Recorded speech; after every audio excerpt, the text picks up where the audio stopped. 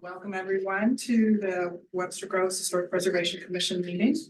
I guess we will start. It doesn't look like anyone has signed in.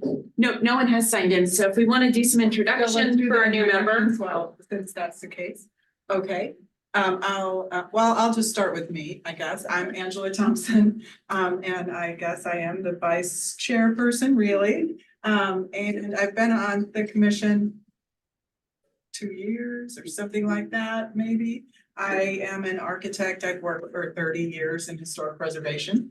So I like historic preservation stuff, old stuff and all that kind of thing. I live in an old house in Webster. So just go around here. I'm Carol Denke. I have been on the Historic Preservation Commission just a little shorter time than Angela, like maybe 2 months, whatever that was, something along those lines. And I'm also a member of the ARB, and I've been serving on the ARB since 2017.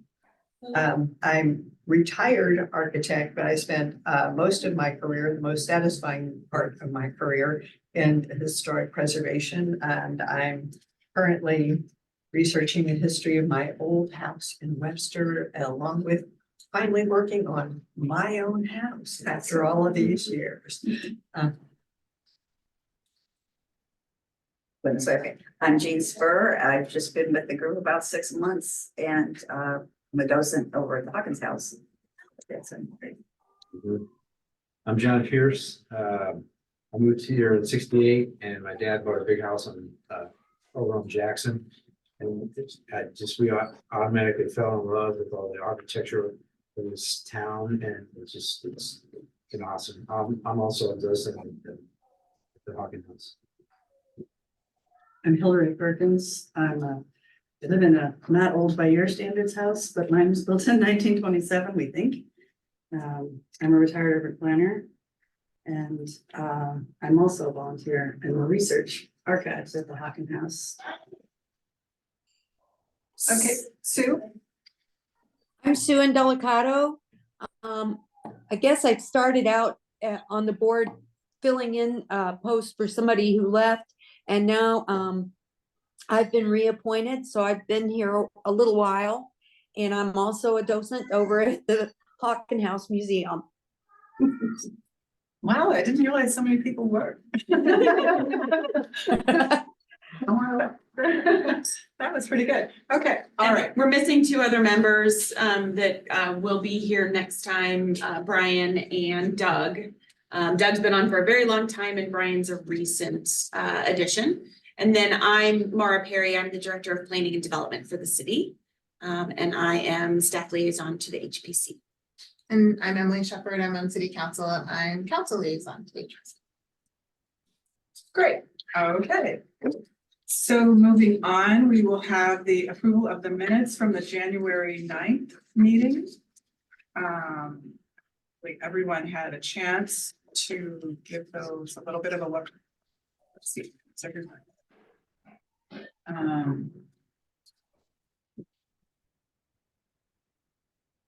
So wait, we have enough people. You have enough. Okay. We have enough.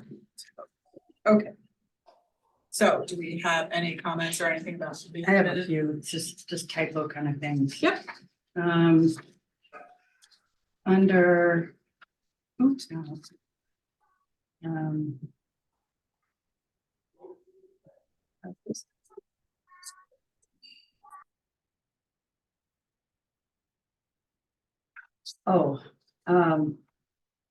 Under the paragraph that starts with Chairman Halifax, where it's about the Bethel, the letters, bullets, its character, interest, its potential, those numbers are out of, they're missing numbers and they're out of whack. Oh, I think No, that's purposeful because Okay. they match which sections of the code they're coming from. Okay, So they are, it didn't make any sense. yeah, so it's supposed to be A, and then we didn't say that B wasn't applicable. So those are the ones that we picked that were applicable. Okay, So they are supposed to match like that. again, just a small one. 7080 Tuxedo Boulevard, all the other ones, the last bullet has a $sign in front of the purchase price, and this is the missing one. I'm sorry, so hold on, that's 70, 80. It's the last bullet. Got it. And the other one is the very end, the month needs to be updated for the next meeting. It says February 13th, 2024. Well, it was the next meeting because this was the January minutes. Oh, And it was supposed to be we were supposed to meet in February and then we canceled the meeting. So that Alright. is correct. Never mind. So I will It's all good. I'll put a dollar sign. There you go. I can do that. Okay, so we need $1 sign. Do we have a motion to approve the minutes? I'll make the motion to approve the January 9th minutes, as noted with the punctuation correction. Any second? I'll second. All in favor? Aye. Aye. Opposed? Okay, hearing none, the minutes for the January 9th meeting are approved. Okay, so we have one public hearing. It's not a public hearing. It's not a public hearing. Oh, it's a demolition. Okay, sorry. We don't have any public hearings. No public hearings. And I guess we have no We have visitors. no visitors. And so we move on to our one demolition request at 11 Old Westbury Lane. And it was built in 1937. Few different bits of information here, and the staff has recommended approval of the request to demolish the dwelling. So I just want to open it up then for discussion and any questions anybody might have. Why is it being torn down? The owners, the people who purchased it want to tear it down to build a house for themselves. They live 2 lots over. Is that a private street? It is. So I went to look for it on Street View and it's not. Yeah, you can't see it on Street View. Okay. Yeah, it's a private street. Yeah, you have to go to Google Earth and get in there. That's what I did Or first. drive over there. Or drive. Yeah, well, Yeah, you can drive by because you'd wonder, why would they tear this house down? It is pretty From the outside. So there's nothing wrong with it. Well, it's in extremely distressed Okay. condition. If you look at the photographs, you can see that. Okay. It has some very unfortunately sad circumstances related to the condition that it's in. Yeah, see, like you can tell it was not taken care of. It's just, I don't know, if you know, was no one living in it? Is that? Someone was living in it. Yes. There's a There's a notation here that says that, the same family owned it for most of the years, but after the man's parents passed away, he was unable physically and mentally to handle the maintenance of the home due to combat injuries sustained in Vietnam. But he lived there. He lived there. Yeah, Oh, but it's a, so quite sad circumstances. that is sad. that the house became in the condition that it's in. That I'm not, Doesn't hear it.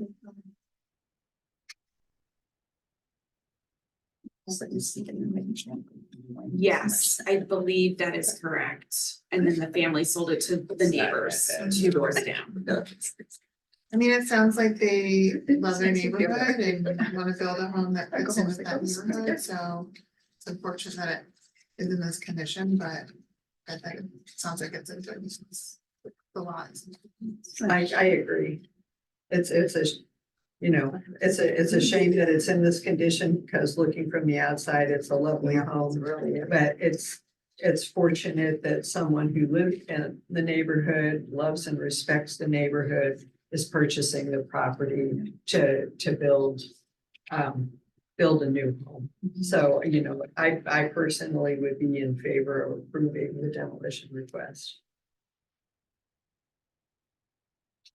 Does anybody else have any comments or anything? Sue? There's Anything? nothing architecturally unique or outstanding about it. Well, that actually. It's a question. It's a lovely house, but as far as that goes, I can't say that I personally would think that it's not like an excellent example of something that we would save it. I guess I agree with Carol that when you see what the inside looks like, it's just very, very unfortunate. So Yeah. it's as much as it's a lovely home that we'd like to keep, if it looks like that on the inside, you can't blame anyone for not wanting to fix that up. Okay, I guess that's how I personally see it. I did go on newspapers.com to see what I could find. I found like a lot of just sale ads for selling the house over the years, or not over the years, but like right around the fifties or something. Maybe they were trying to sell it. The only things I could find was there was a woman who was very active in the Webster Groves Garden Club because she had meetings at the house. And then there was a very big article about a divorce and the house going to someone in that divorce in the newspaper that was pretty extensive. Wow. And yeah, and then there was also like a wedding shower for someone who was getting different wedding showers at different houses around Webster Groves, each with a different theme. And so one of those wedding showers was at this house. Wow. What, do you remember what year that was? Um, Some fun time? Not like, you know, 3 years. I'm gonna go out of the screen share for a second because I think I can pull it up. See if I can find it really quick. So I saved it so that you'd have it in case you wanted to look at anything, but let's see, HPC. Demolition requests. Very. So, let's see, this clipping. Once I get them up, Sue, I'll be able to share. This is just one of the daughters. Let me get all 4 of the clippings up. And then I'll hit share screen. Yeah, there's the divorce. Oh, shoot. There they are. I didn't save the different. So let's stop share and then let me reshare the articles. So this was visitors honored at a party series. Yeah. And then I get to these. Here we go. This one was just English style residence on an acre ground was sold by Mrs. M. Robinson to Robbins, Mrs. Robbins. And so if I remember correctly, the Robbins is the name. And then this one was from 1951. So it was in the Robbins family since 1951. And then this was Mrs. Robinson was granted a divorce from the Robinson Erection Company. Divorce and And it gave the 17-year-old son her alimony and the title to the house. Oh, and 300, I'm like, it seems kind of like personal. It was done, it seemed very, it was in the St. Louis Dispatch. Right on out there. Yeah, it was pretty interesting. And then the last one was, this was 1969. Oh. And then let me see if I can, I'm trying to figure out how I can zoom in. There we go. She is, why is it not letting me? There we go. Oh, the bridegroom was. Bridegroom is the son of Mr. and Mrs. Edgar C. Robbins. And so I believe that, so it was Mr. and Mrs. So this was to E. Clark Robbins Jr. So this would be his wife, and then he'd been with the University of Richmond and University of Missouri Columbia. And they had a June wedding at Webster Groves Presbyterian Church. What was the date? 1969, April 17, 1969, and then he went to Vietnam. Yeah. So those are the only things that I could find, other than a lot of garden club stuff. Oops, sorry. Makes it so hard. I'm trying to okay, there we go. So those were the only things that I was able to find. Okay. Thank you. Yeah. All right, So, anybody have anything else for that one? Like to know, see.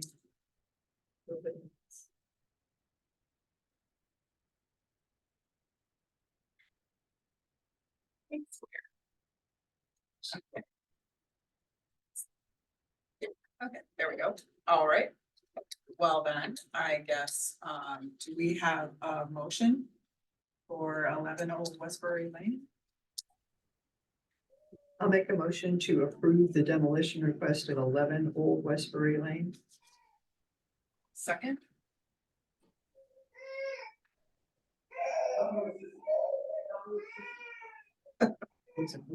Sound of progress. Do we have a second for that?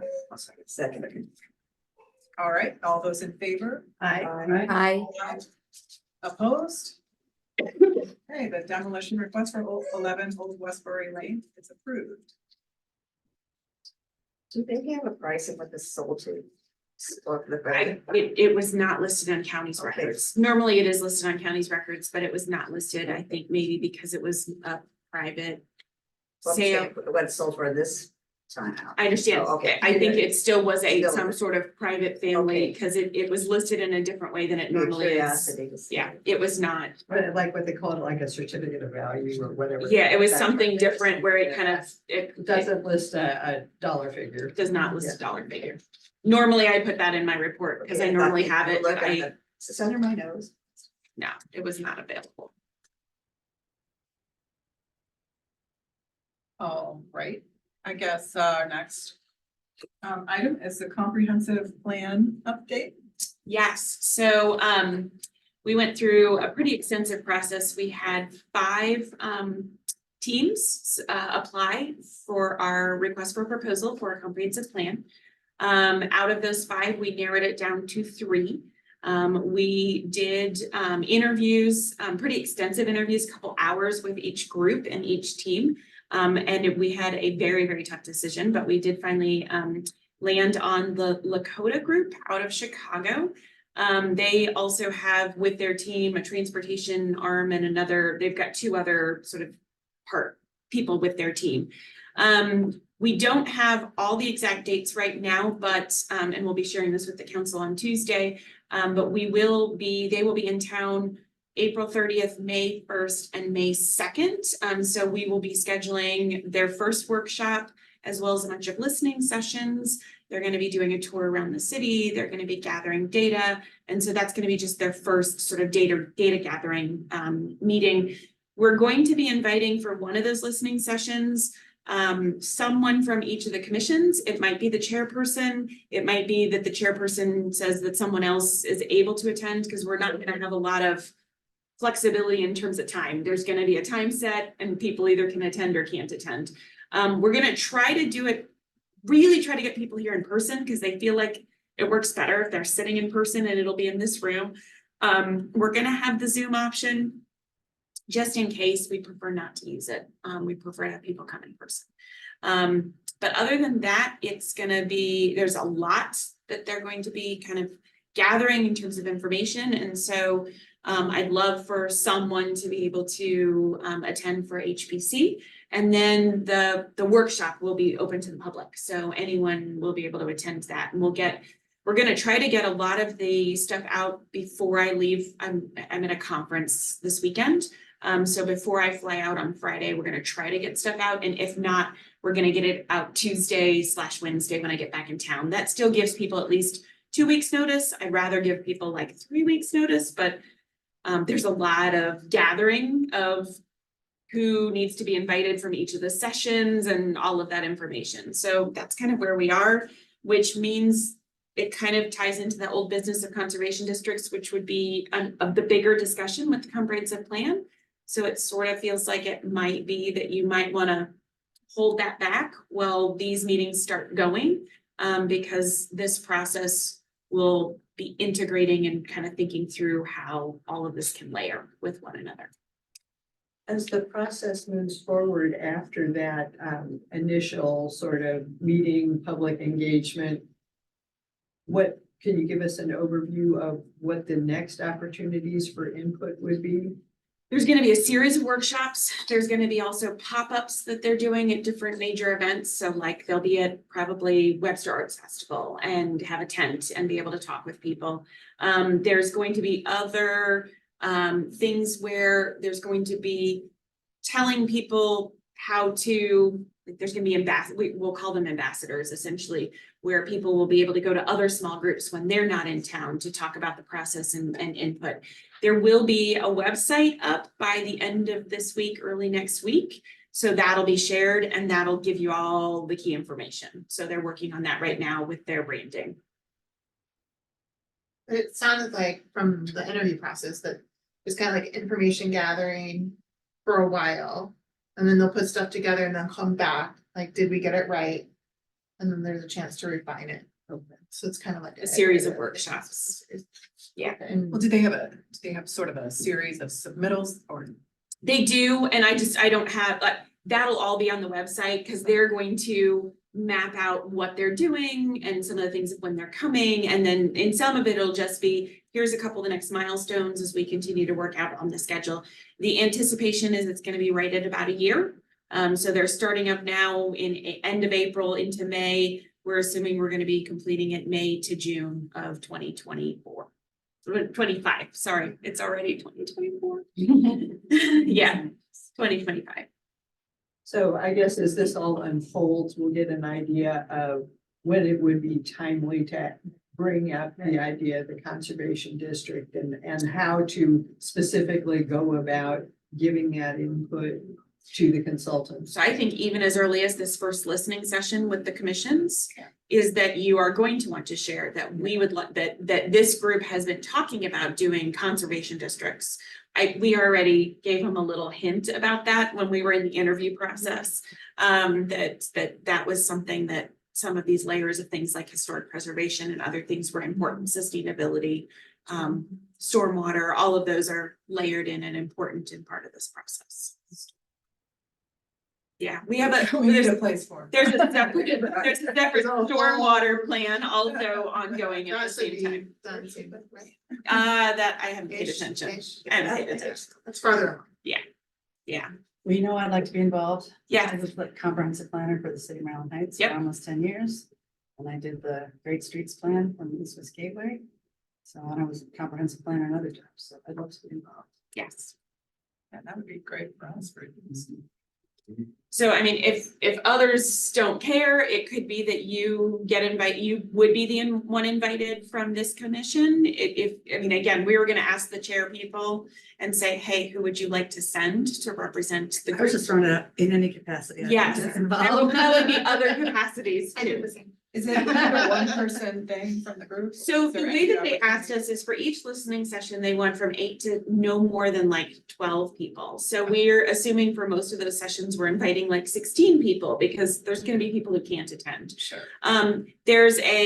There's a group for all the religious institutions. There's a group for all the educational facilities. There's a group for not-for-profits and creative groups. There's gonna be one with just the council listening session. There's gonna be one with just the plan commission. There's going to be, so we've got, I think, 12 listening sessions scheduled.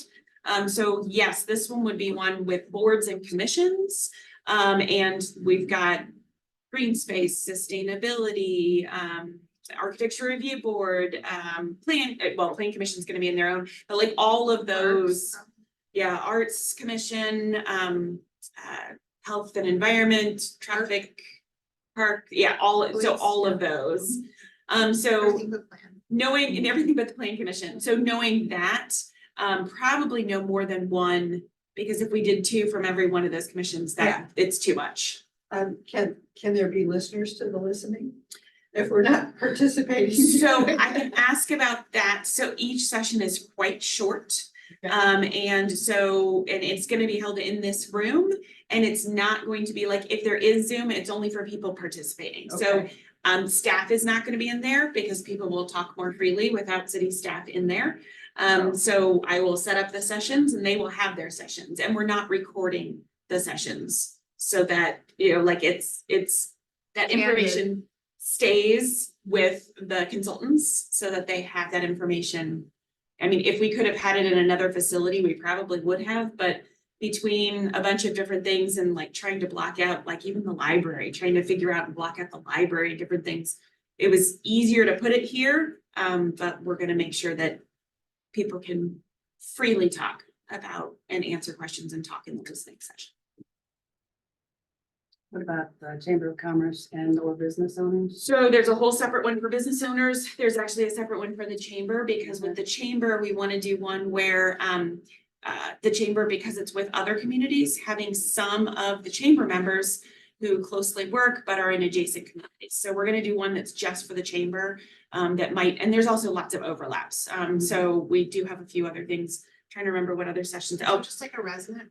there's gonna be a resident one, there's a general resident one, there's also one that is, but of course, you also have to remember, there is a workshop for the general residents, so that's the bigger workshop, it's not as, but there is a resident How do you one, figure out who the residents we're working on it. are? We're working on it, and then there's one that's, health and wellness and seniors, so all the senior facilities, plus, like total access urgent care, and then the other facility that's on Big Bend and Elm. And so, yeah, we're trying to create these sessions that again will not have more than like 8 to 12.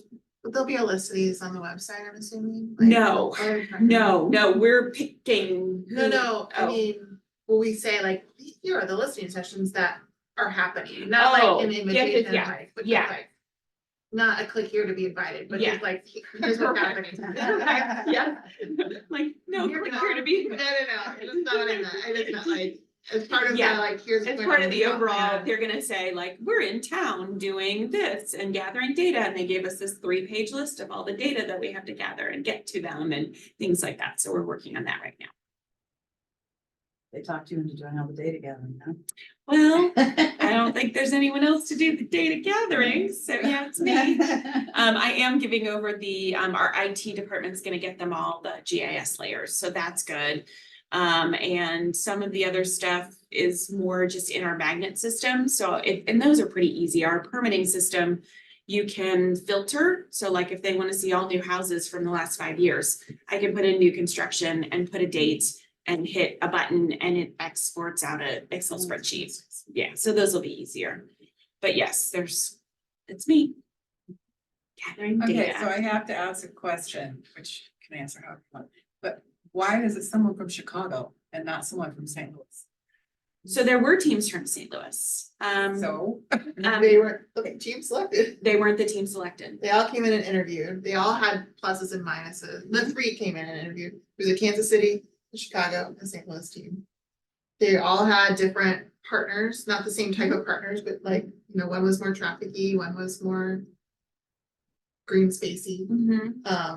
And then everybody who interviewed ranked them and We had a Mark crunched the extensive, I numbers crunched the and- numbers like 6 different ways. this week- okay, so I'll ask the question in a different way.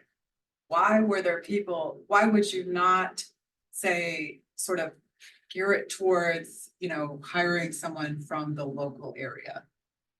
It's not always a benefit. Oh, I Yeah. understand that, but Yeah, I'm just curious. Because they weren't the best. They- Is it, they is were- it that there weren't enough different places available to get some choice, because you have to have some choice, I certainly. I agree don't with know that. of the 5, of the 3, I know one was St. Louis. yeah, one was so Kansas City, out of the 5, 3 of them were St. Louis based Oh, they were, teams. okay. so 3 of that them were answers St. that. Louis based Okay. teams, and Yeah, when we that's not narrowed true. down out of those 5, the 3 teams that Ended came up that.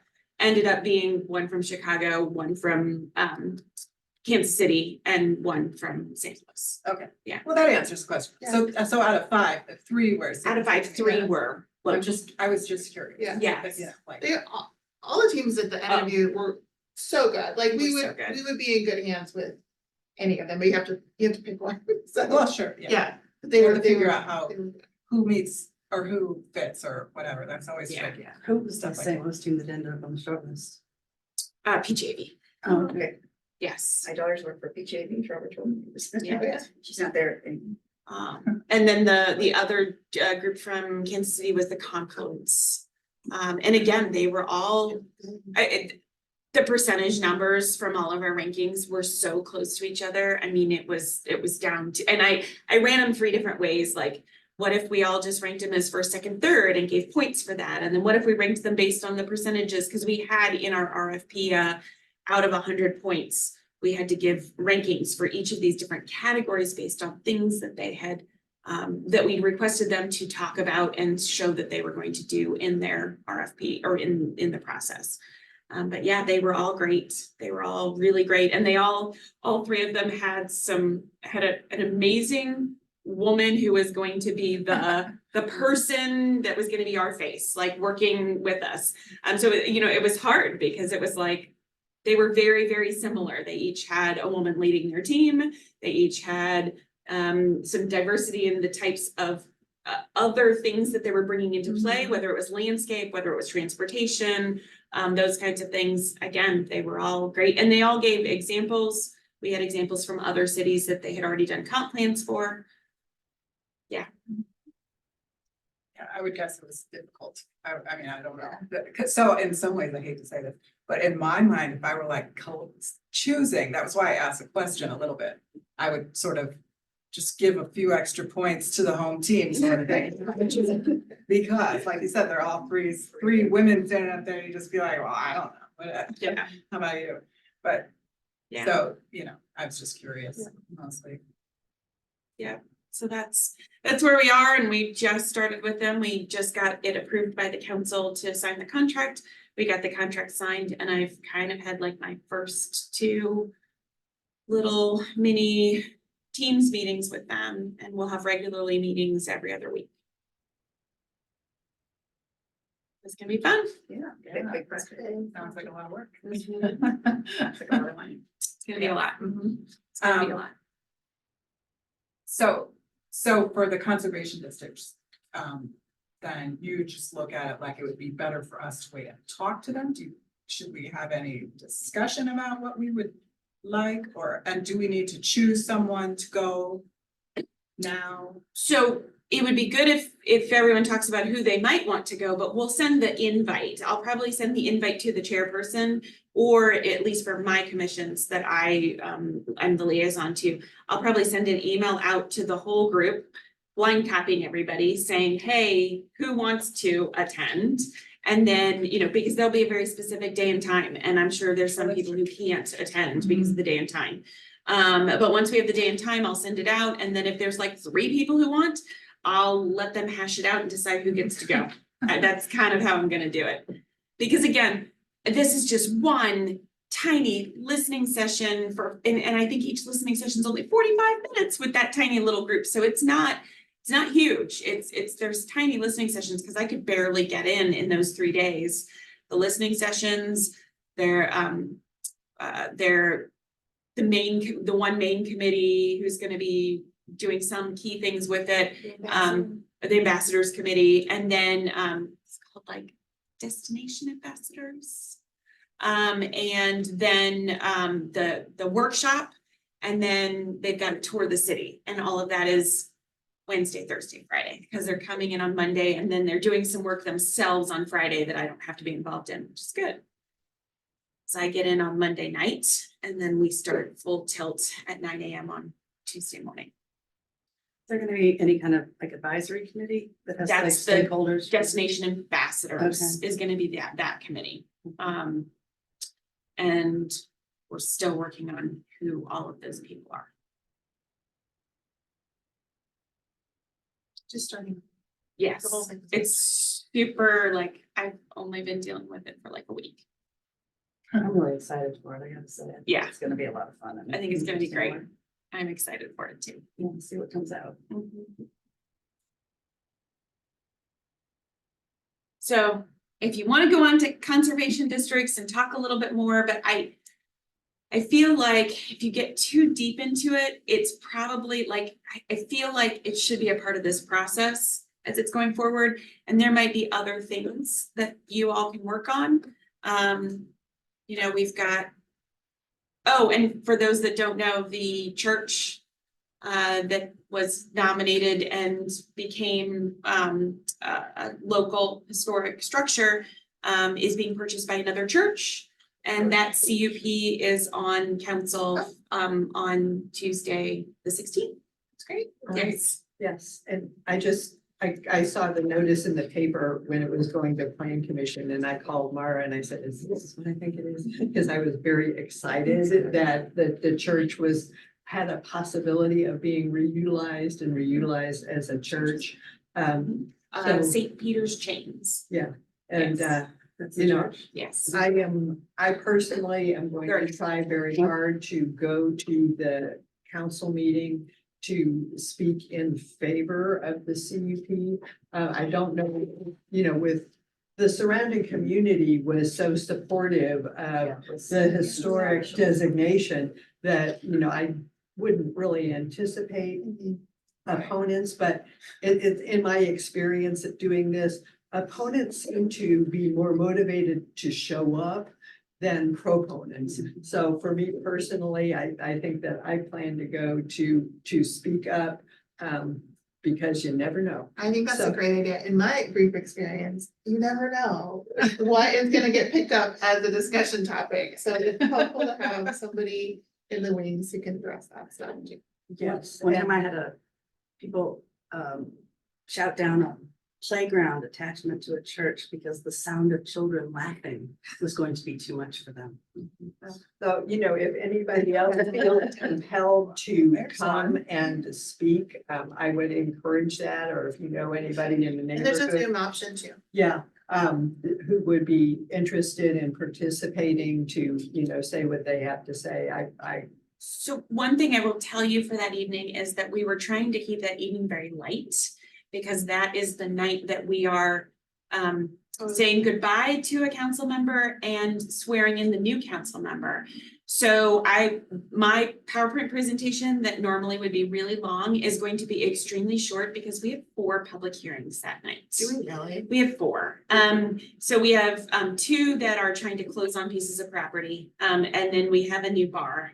And then we have a text code amendment. So Do those happen in the first half of the meeting or the second half of the meeting? so they happen at the beginning of the meeting. So they'll happen with Sarah. No, so my, Doesn't matter, I'm just curious. yeah, my understanding is, I think they swear they're gonna have your party before, there's no work Okay. session. So we go straight to the meeting, and then I believe that they're gonna swear in At the beginning. at the beginning, and then we'll have all of my public hearings, one after the other, after the other, after the other. So show So- up and talk fast. Well, if you would like, putting in a letter of support goes into the Oh, there you packets. go. That's- So if you want to get letters of support ASAP, I mean, I'm putting my packets together now, but we always they get additional things Yeah. that come in. And then that way you're not having to take the time, but you've put your letter of support in the packet. That sounds good. And I can say in my presentation, which is gonna be like 2 slides or 3 slides instead of my normal 10. I'm gonna probably say there's 11 letters of support in the packet or something like that. Because I know That's good. they're trying to keep the meeting Short. not very long, but because of just factors of keeping people, being good to businesses. I really needed to keep these 3 moving along, and then I had a text amendment, and at that point, it was like, we already have 3 hearings, just add another 4th one on there. So we have 4 that night, all 4 that were We'll put on, Jamie right to work. yes. Welcome, Jim. She will enjoy.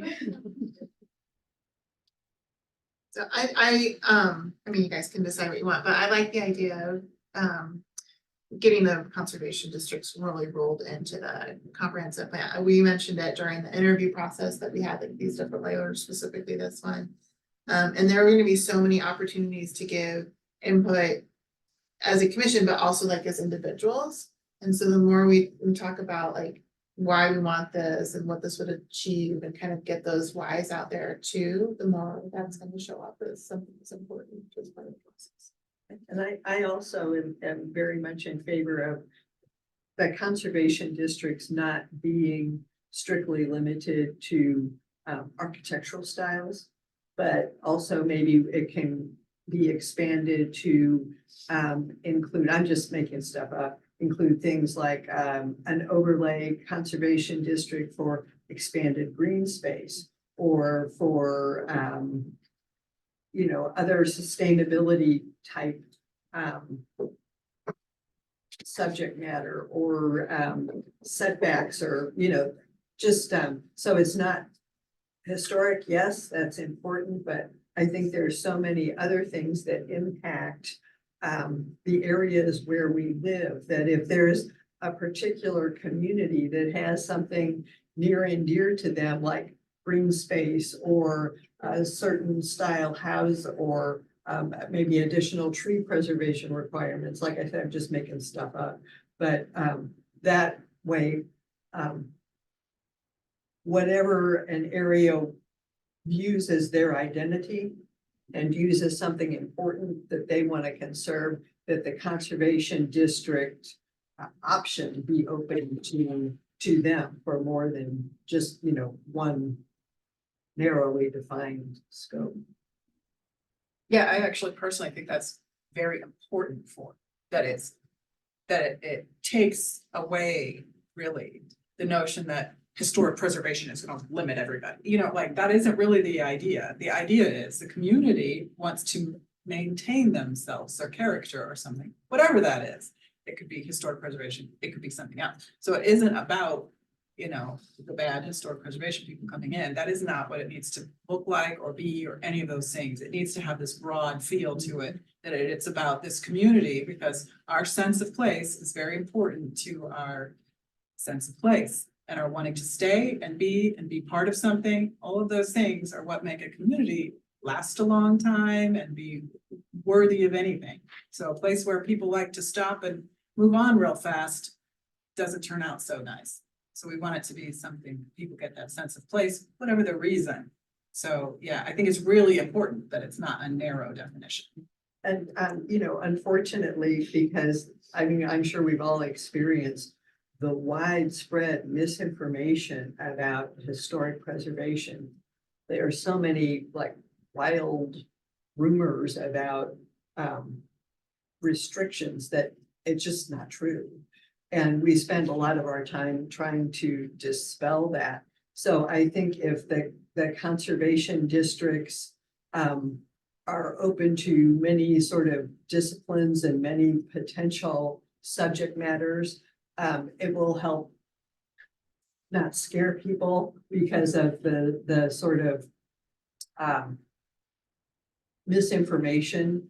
And I actually was very pleased during the historic meeting at the library about how to research historic homes. Someone stood up and said, "Oh, I'm not going to do this because I'm afraid of, you know, this, and this, and the other thing." And the presenter who was talking at the time said, "I need everybody in this room to please listen to me right now. I don't know how all of this got started, but it's widespread." And he very nicely laid out the facts that help dispel a lot of fears. So I think if there's a broad base, rather than just strictly historic or just strictly architectural style, it will help dispel a lot of fears.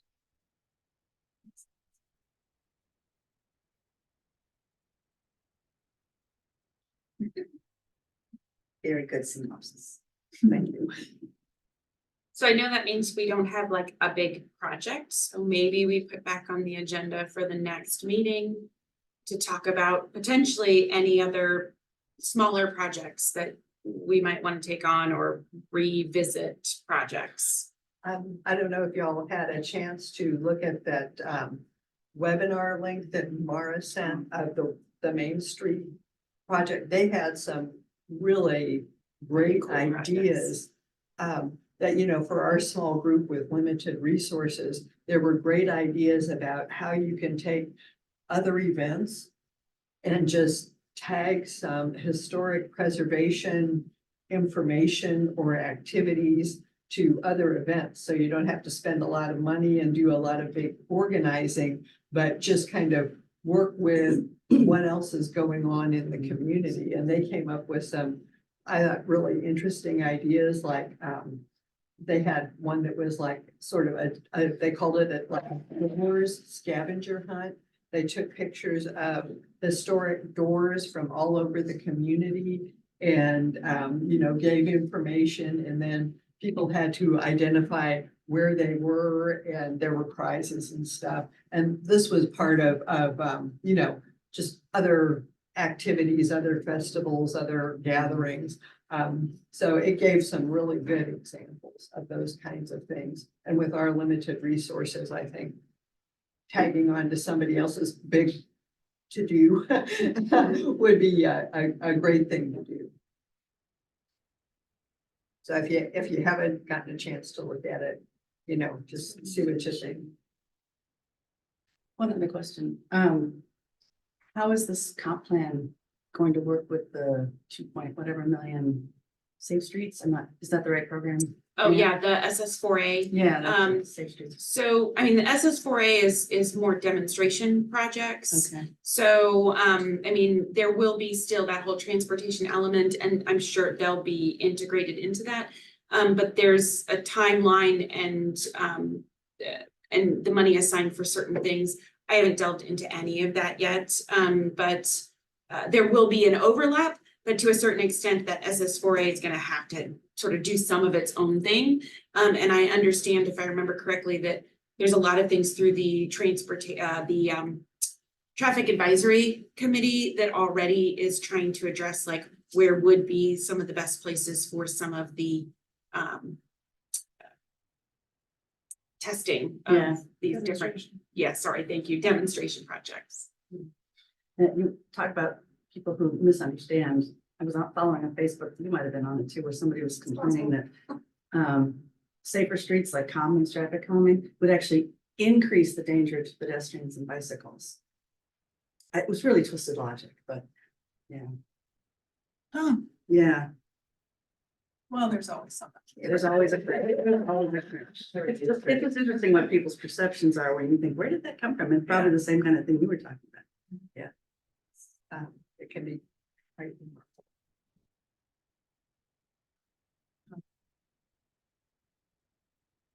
I'm curious, the safer streets are gonna make it less safe. Yeah, right, because everywhere else they've been trying, including several examples around the St. Louis metro area, they've done what they're supposed to do, which is slow traffic down.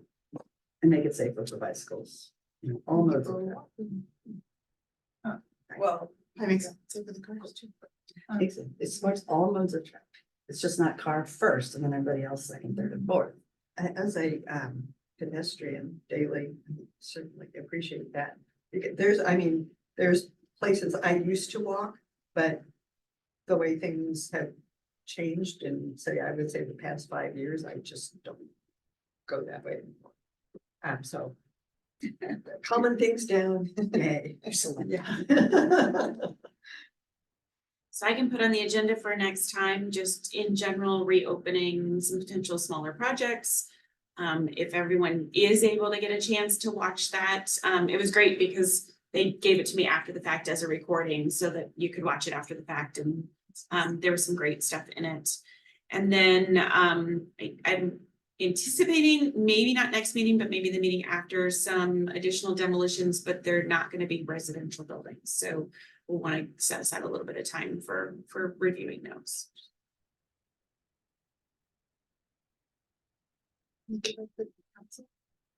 I mean, it's pretty quick because most of the comp plan, but the election's over now, so that's good. And we talked about swearing in at the next council member, so meeting. So Jamie Hasselmeyer will be stepping in as council member, and Sarah Richardson is done with her term. All 10 of the charter amendments passed. The one that was closest was probably the one about residence requirements for the municipal judge. And expanding that, they all passed. So thank you to the Charter Review Advisory Board for all the work they did on that. And there are more to come. That was just the first 10 of their recommendations. There are more recommendations. You just can't put them all on one ballot. That was a long enough ballot. And then the Destination WG, the Prop W, also passed. So that'll be exciting to get started on those projects over the next few years also. So. Do you know if the next group for the charter, will those be on the August ballot in the primary, or are they gonna be next I year? don't or do think you we've know? decided, we haven't decided which ones they're going to be yet. We don't know what the dates are for the August ballot. My guess is they'll be on November. Because I don't know that we have anything else that would be on the August ballot. I need to pay for. Yeah. So my guess is November, but That makes sense. we have not decided on what that next list. We've been talking about it, but we haven't made decisions about like what the next ones are in the order. But my suspicions will probably end up on November, but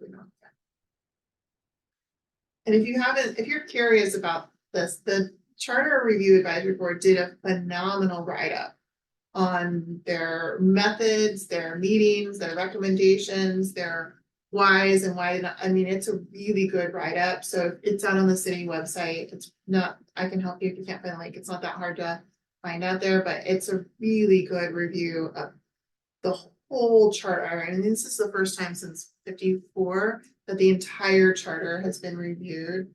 Every number, letter, punctuation mark, they looked at everything and made these recommendations. So if you're all curious about what else might be coming up, that's a great report to check out. I do have some questions as I was reading some of those. It said, you know, like, say, just give an example, something about eliminating antiquated language or something.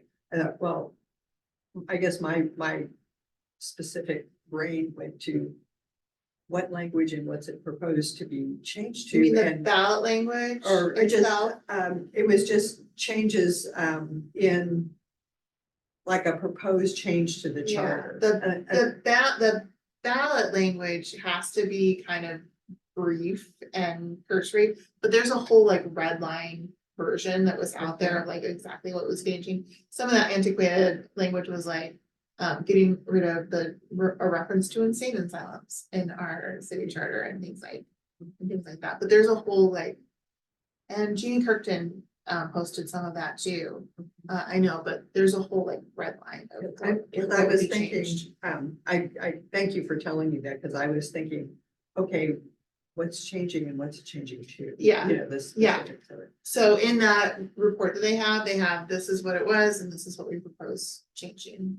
So their report really is very, very thorough, and I think will be a good reference for however many years in the future somebody does this again. To see what's- Thanks. Last but not least, because we didn't put it on here and maybe we wait until next month, is we do need to vote on chair, vice chair, because chair is gone, Angela is current vice chair, and we need a permanent chair and then confirm whether she stays as vice chair, or whoever's gonna do what. I can put it on the next agenda since we have 2 members missing right now. And I can't keep waiting. We'll have to do it at least at the next meeting, but hopefully maybe we have everybody at the next meeting. That's fine. It's just like fine. That's fine. That's fine. That's fine. That's fine. Okay, so that means our meeting is adjourned. Oh, I need a motion to adjourn the meeting. Okay, can we have a motion to adjourn the meeting? Second? All those in favor? Yeah, All right, we are adjourned. Hi, we're having a little rough night over here. I better run. Good night. Bye. Oh, that was